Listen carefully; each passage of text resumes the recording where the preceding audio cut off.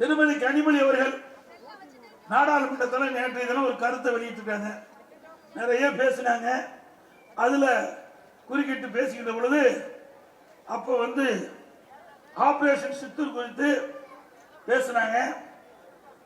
Operation Chittoor குறித்து இந்தியாவின் நிலைப்பாட்டை உலக நாடுகளுக்கு எடுத்துச் சொல்வதற்காக 7 குழு அமைக்கப்பட்டு அதுல ஒரு குழுக்கு திருமதி கனிமொழி அவர்கள் தலைமை தாங்கி போனாங்க. பல வெளிநாட்டுக்கு போய் இந்திய நாட்டினுடைய நிறுவனங்களை எடுத்து சொன்னாங்க. இப்போ நேற்றைய தினம் நாடாளுமன்றத்தில் பேசும்போது நிகழ்கும் பயங்கரவாத தாக்குதல் அதை முன்கூட்டியே உளவுத்துறையின் மூலியமாக அறியாதது, அதை உரிய முறையில் அறிந்திருந்தா அந்த பயங்கரவாத தடுப்பை நிறுத்திருக்கலாம் என்று இங்க பேசுறாங்க. அங்க வெளிநாட்டில் போய் அங்க பேசுறதுக்கும் இங்க பேசுறதுக்கும் எவ்வளவு வேறுபாடு எண்ணி பாருங்க. நம்ம பத்தி வெளிநாட்டு தலைவர்கள் என்ன நினைப்பாங்க? இந்த அம்மா தலைமை தாங்கி வெளிநாடு போய் இந்திய நாட்டுடைய நிலைப்பாட்டில் எடுத்து சொல்லிட்டு வந்திருக்கிறாங்க. நாம ஆபரேஷன் சித்தூர் பற்றி தெளிவுபடுத்தி வந்த பிறகு இங்க இருக்கிற பாரதிய ஜனதா அரசாங்கத்தை பற்றி குறை சொல்றாங்கன்னா இன்னைக்கு அரசியல் காழ்ப்புச்சின் காரணமாக அவர் அந்த கருத்தை சொல்லியிருக்கார்கள். இது ஏற்றுக்கொள்ள முடியாத ஒன்று. ஏனென்றால் இதற்கு சரியான தீர்வு மத்திய அரசு கண்டிருக்கு. சரியான தீர்வு.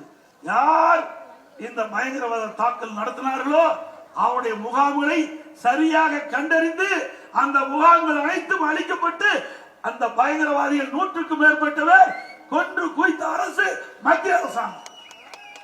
இதே 1998ஆம் ஆண்டு திரு கருணாநிதி அவர்கள் முதலமைச்சர் இருந்த காலகட்டம், மரியாதைக்குரிய அத்வானி அவர்கள் கோயம்புத்தூருக்கு வராங்க.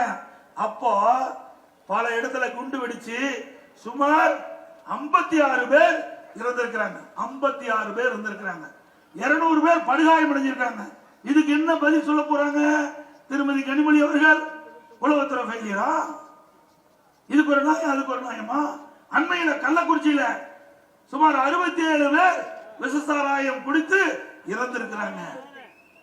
2 பேர் விஷசாராயம் குடித்தவுடன் அவர் மருத்துவமனையில் போய் சேர்க்கிறாங்க. அங்க இருக்கிற கள்ளக்குறிச்சி மாவட்ட ஆட்சித்தலைவர், மாவட்ட கண்காணிப்பாளர், ஒரு திமுக எம்எல்ஏ 3 பேரும் சேர்ந்து நிருபருக்கு பேட்டி கொடுக்கிறாங்க. அப்பவாவது உரிய முறையில் நடவடிக்கை எடுத்திருந்தா இந்த 67 பேர் உயிரை காப்பாத்தி இருக்கலாம். அப்போ மாவட்ட ஆட்சித்தலைவர் பேட்டி கொடுக்கிறார் நிருபருக்கு, இது கள்ளச்சாராயம் குடித்து அவர்கள் மருத்துவமனையில் சேர்க்கப்படவில்லை, பல்வேறு உடல்நிலை சரியான காரணத்தினால அங்கே மருத்துவமனையில் சேர்க்கப்பட்ட ஒரு தவறான தகவலை கொடுத்த காரணத்தினால அந்த மருத்துவமனையில் சேர்க்கப்பட்ட 2 இறந்து விட்டார்கள். அவர்களுக்கு துக்கம் விசாரிக்க போய் அங்க இருக்கிற விஷசாராயத்தை சுமார் 65 பேருக்கு மேல் குடித்து கிட்டத்தட்ட 67 பேர் இறந்திருக்காங்க.